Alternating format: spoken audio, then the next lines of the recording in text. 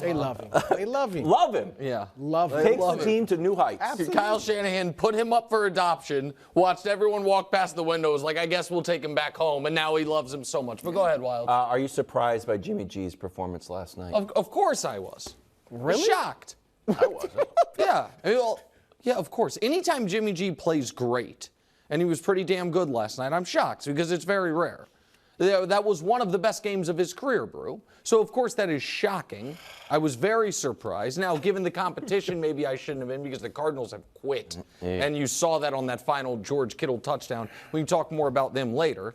But I want to give Brew a compliment here that's and nice. myself a compliment. Oh, good. Actually. Thank goodness. No. Because Brew and I are the only two members, it would seem, of the entire football media that is consistent and steadfast and not fickle and flip-flopping with our Jimmy G opinions. Now, we disagree, but every other show in America a month ago is out on Jimmy G. This morning I'm hearing folks be like, well, you got to give him credit. You got to admit, maybe he's turned over a new leaf. Even Wildes has literally and figuratively changed sides of the desk on the Jimmy G.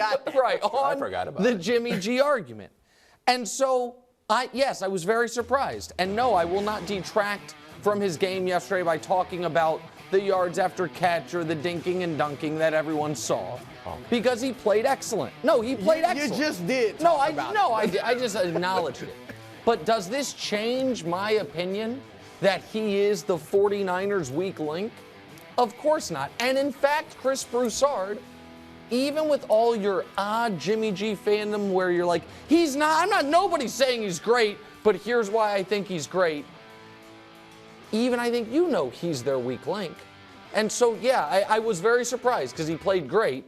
Do I expect that to continue? Of course not. My only evidence is his whole career. On a team with so many great players. I mean, you got, like you've mentioned before, they've got all pros everywhere. Receivers, running backs, tight end, defense. Yeah, he's not that level. So I'll give you that. I don't want to call him a weak link, though. I'll just say he's not an all-pro like a lot of the rest of the stars on the team. Sure. And he is kind of a star because everybody loves him. You saw him at the Golden State game. All the cheerleaders went to see him. Not he's Christian a celebrity. McCaffrey. Not that George doesn't mean Kittle he's a great and player. Juszczyk and all that. Yeah. No, he's not a great player, but he's a very good more player. attention than Kyle He's Juszczyk. a very good player. All right. And here's the thing. I'm insulted by the question. Why? Why should I be surprised that Jimmy G played well? This is what he does. And Nick, I know you like to say I'm a QB wins guy. I'm not. You are. Have I ever been yelling about Zach Wilson? Oh, my. No. He's better than Trevor Lawrence. Why? He's winning? No. Never been on that bandwagon. Was I ever saying Cooper Rush? I had the discussion, but I was I was never like Cooper Rush should take Dak's spot because he's winning. I have not, Nick, you have to admit this, I have not even jumped on the Geno Smith bandwagon, well, that's out of even loyalty. as Seattle wins. That's out of loyalty to Russell Wilson. No. Otherwise, you would. I'm going to tell you when I'm a QB wins guy. When it's Jimmy G? When before that QB got there, or when he's there and hurt, or when he leaves, you lose. But when he's there, you win. Can I ask And that is why I love Jimmy G. And I want to see it. Look, you love Kyle Shanahan, Nick. He's the boy wonder. Yes. He's Robin. He's a genius. He's 9-29 can without we stay Jimmy on that G. for a moment? And look at what he is with Jimmy G. Even me, the biggest Jimmy G critic, will be acknowledge and say willingly, he is far better than Brian Hoyer, C.J. Beathard, and Nick Mullins, which are the only quarterbacks who have started in Trey Lance, who actually has a good record, but it's very limited. I think he's 2-2. He's the Trey Lance, though, take him out of it.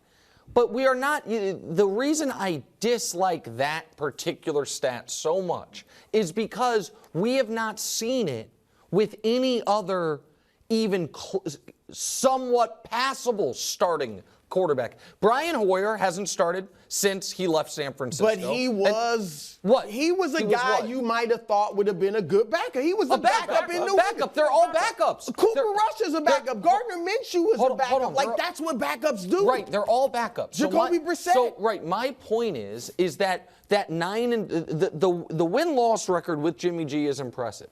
The 9-29 I don't care about because to me that is more of an indictment on C.J. Beathard.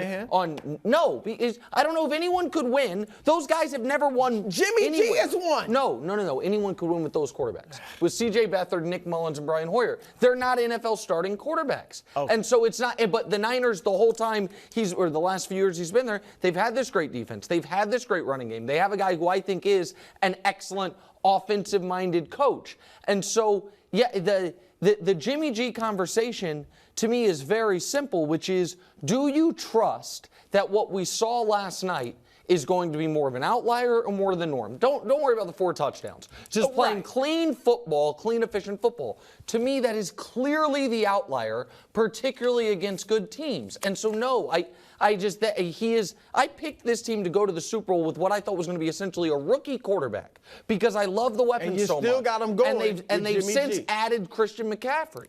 But sometimes in football, you win despite your quarterback. That was not the Niners yesterday, Wildes. Jimmy G was excellent.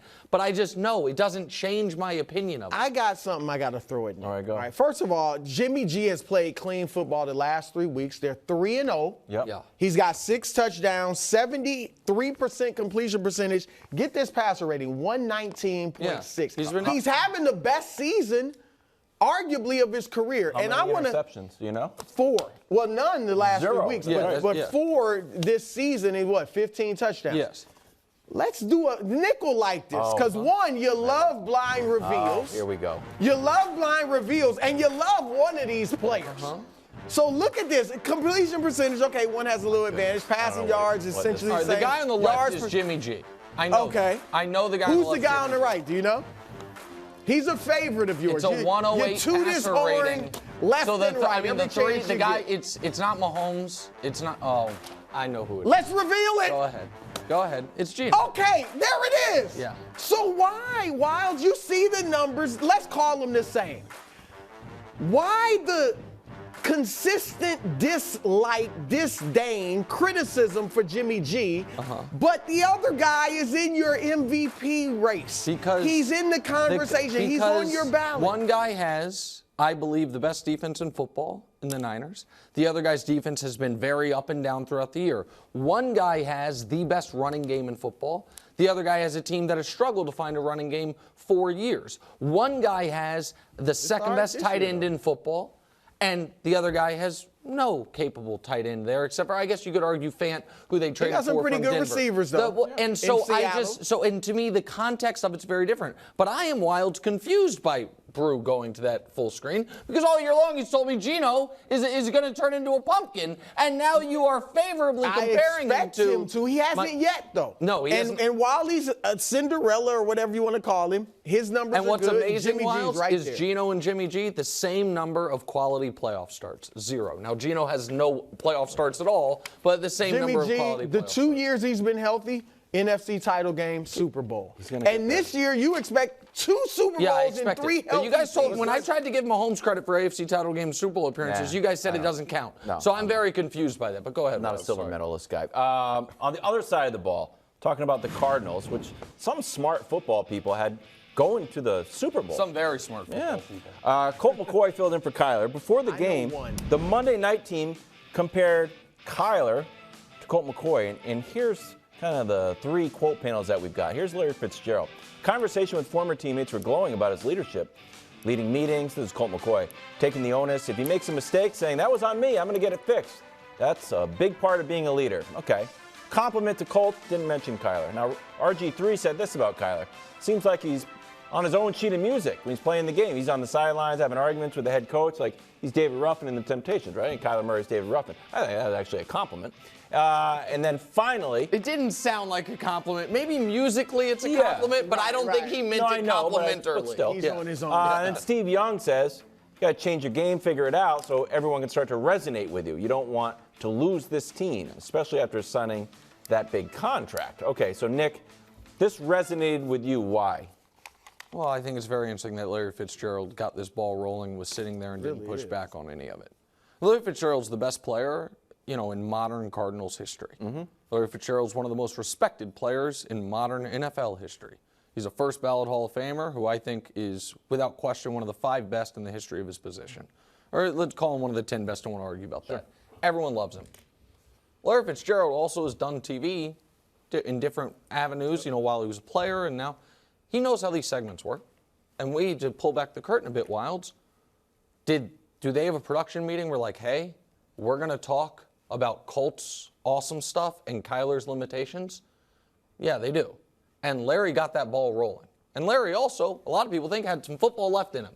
And Larry stopped playing when he could have kept playing for the Cardinals when they were, theoretically, the one thing he's missing Super Bowl ring as well. Said some people thought they could win Super Bowl. Yep. And so, Wildes, I want to go to you here. I think the Cardinals have a very serious Kyler Murray problem. They obviously have a coach problem. Cliff Kingsbury's been bad at every place he's eventually going to But he's going to go. Yep.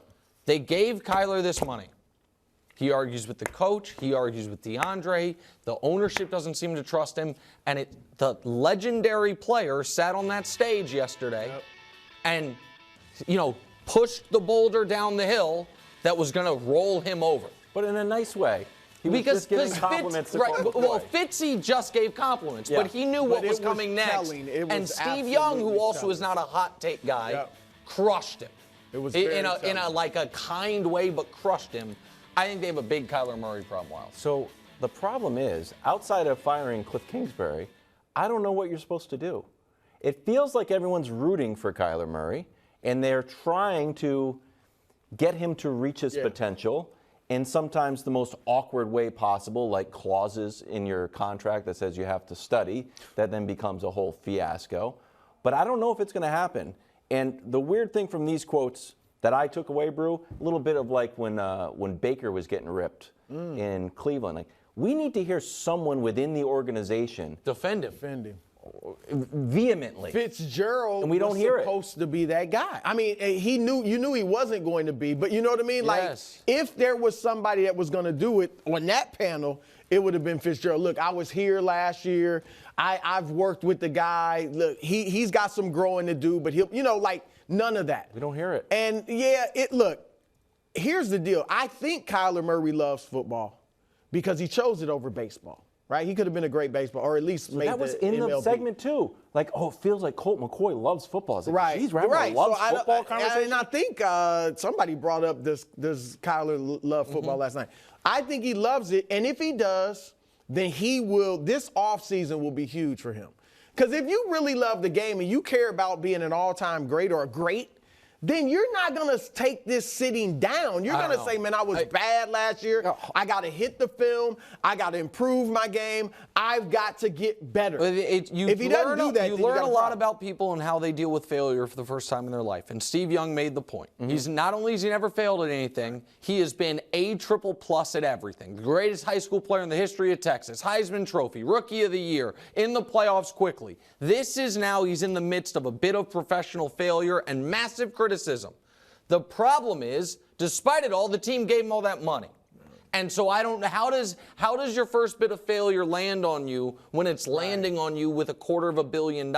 I don't know if it lands the same. But right now, I think they're in a rough spot.